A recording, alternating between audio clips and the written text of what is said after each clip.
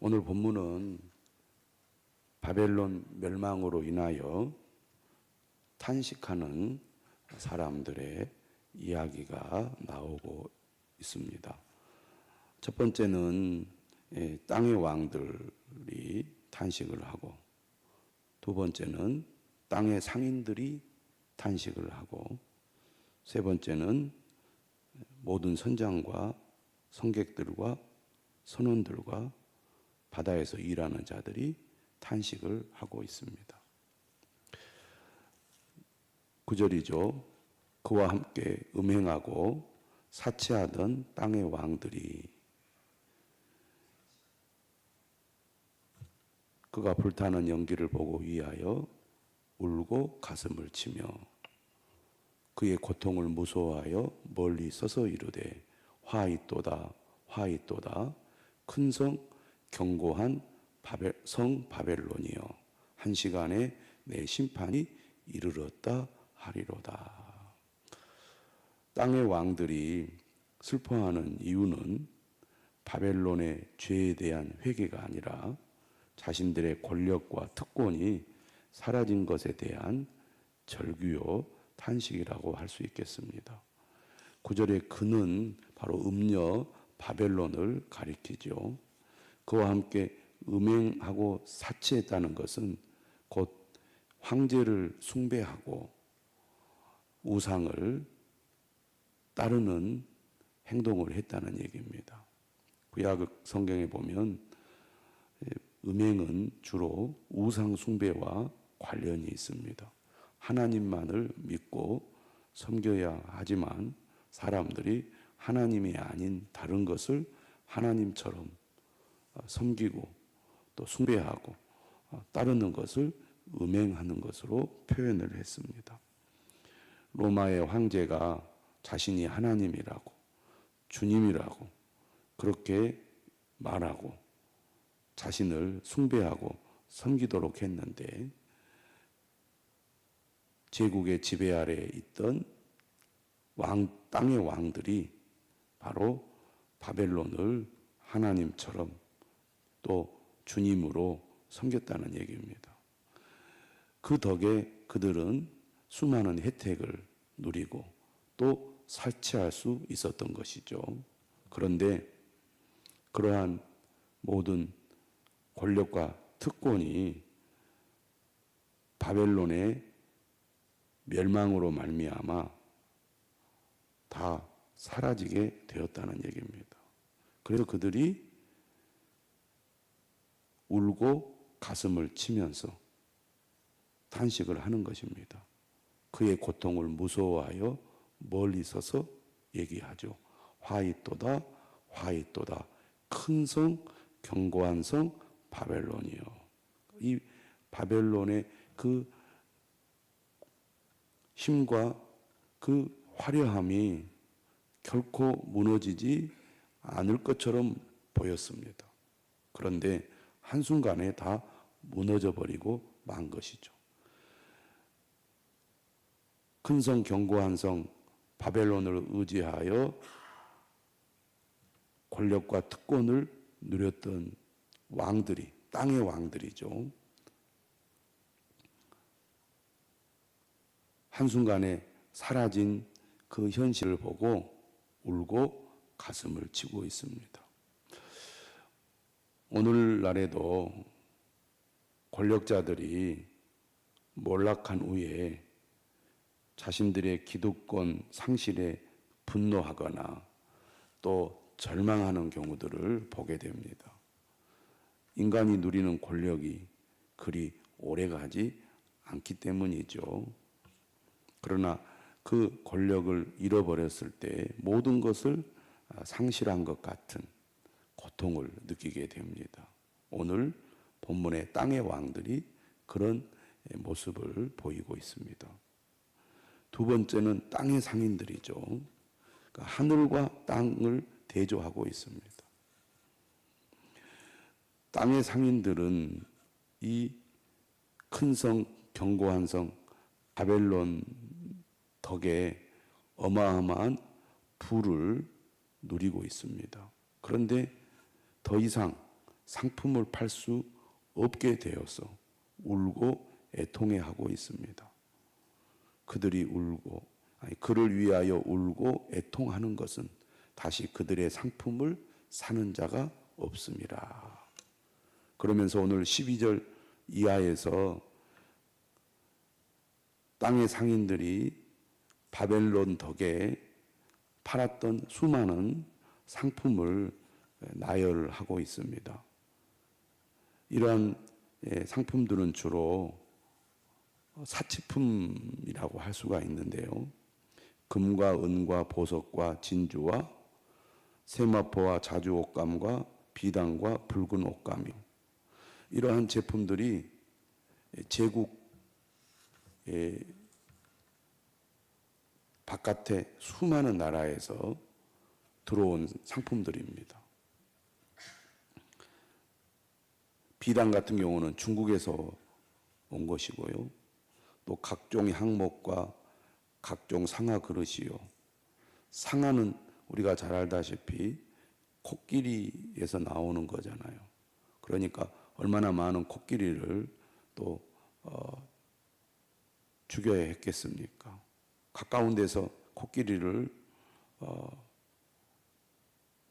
구하기 어려우니까 저 먼 곳까지 코끼리를 구해야 했을 것입니다.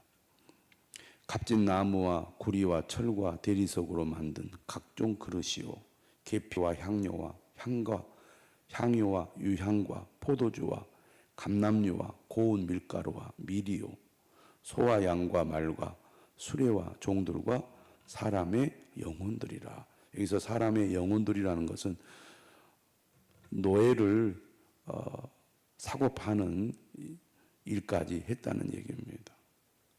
각종 상품들이 주변 가깝고 먼 이국 땅에서 구입해가지고 로마 제국 아래에서 상인들이 수많은 상품들을 판매함으로써 많은 이득을 얻고 부를 얻게 되었습니다.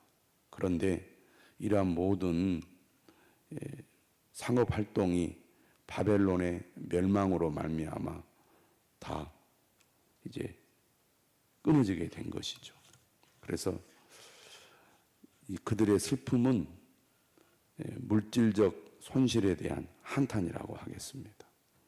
14절은 말하죠. 바벨론아, 내 영혼이 탐하던 과일이 내게서 떠났으며 맛있는 것들과 빛난 것들이 다 없어졌으니 사람들이 결코 이것들을 다시 보지 못하리로다. 사람들이 제일 힘들어하는 것이 뭡니까? 바로 경제적인 어려움이죠. 경제적인 어려움 때문에 사람들이 탄식하고 또 한탄을 합니다. 지금 그런 일이 바벨론의 멸망으로 벌어진 것입니다. 15절에도 말하죠. 바벨론으로 말미암아 치부한 이 상품의 상인들이 그의 고통을 무서워하여 멀리 서서 울고 애통하여 이르되 화이또다 화이또다 큰 성이여, 세마포 옷과 자주 옷과 붉은 옷을 입고 금과 보석과 진주로 꾸민 것인데 얼마나 화려하고 아름답고 멋있었겠습니까? 그런데 그러한 부가 한시간에 망하였도다.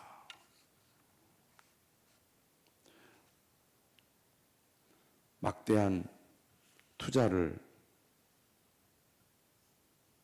통해서 수많은 돈을 번 투자자들이 경제 위기로 재산을 잃고 절망하고 자살하는 일들이 세계적으로 많이 발생을 합니다.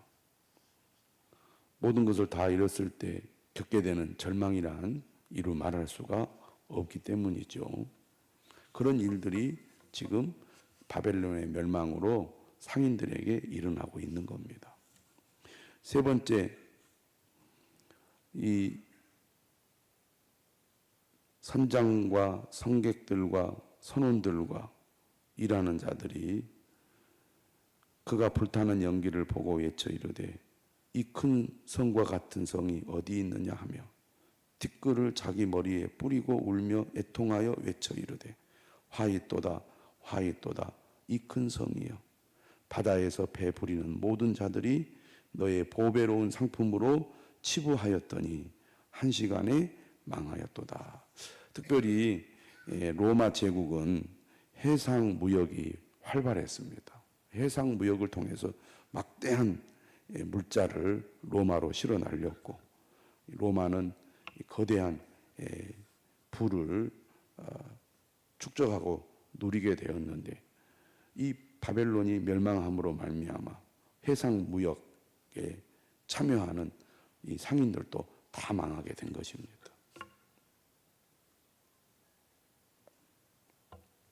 바벨론을 의지하고 살았던 권력자들과 상인들과 해상 무역자들이 그들의 이익과 특권과 권력을 상실한 것에 대해서 탄식하는 내용의 본문을 우리가 읽었습니다. 그런데 여기서 보면 특별히 이런 표현이 나오죠.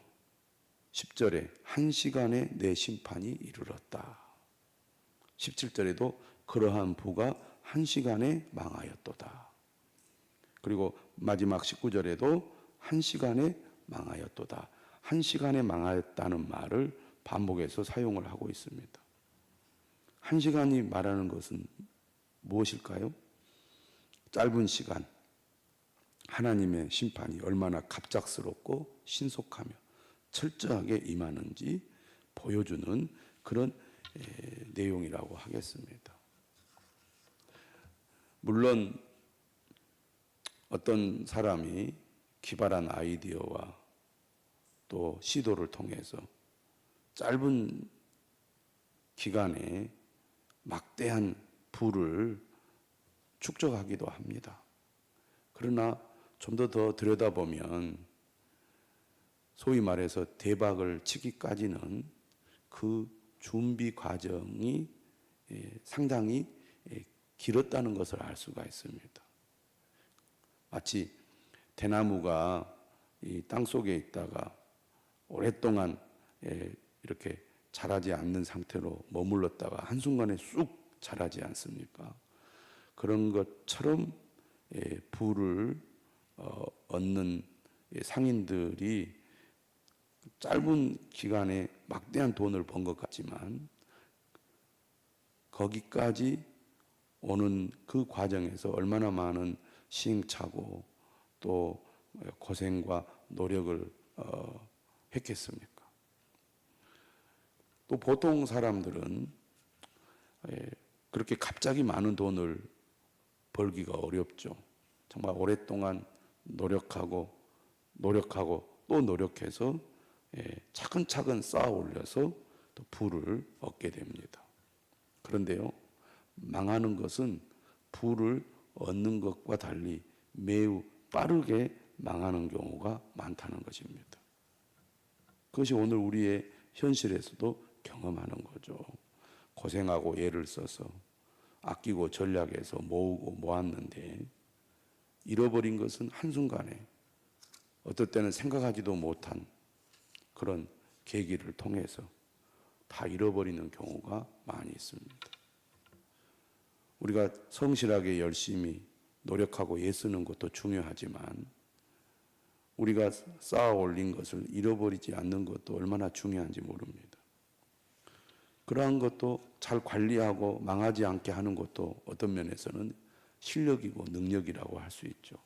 그런데 우리의 삶에는 늘 변수가 있어서 아무리 내가 열심히 노력하고 또 집중해서 관리해도 우리 힘으로 막을 수 없는 일들이 일어나는 것이 우리의 삶입니다.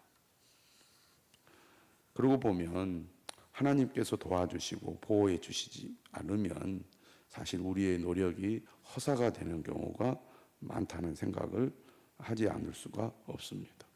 그런데 특별히 오늘 본문은 이 1시간이라는 이 말을 강조함으로써 아무리 우리가 견고하고 또 강한 힘을 가지고 있다 할지라도 하나님의 주권 앞에서는 한순간에 무너질 수 있다는 것을 깨닫게 됩니다.